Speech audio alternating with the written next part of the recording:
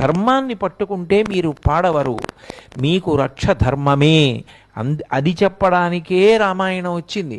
నిజానికి రామచంద్రమూర్తి ధర్మాన్ని విడిచిపెట్టేస్తే రామాయణానికి 2 కాండలు లేవు. సుందరకాండ, యుద్ధకాండ ఉండదు.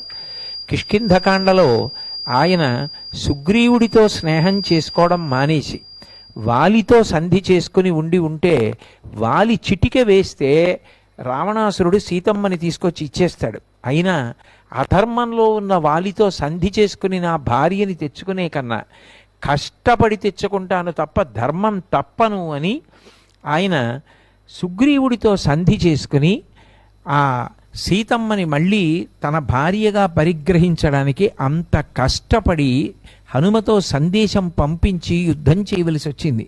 అంటే ధర్మము ప్రధానం.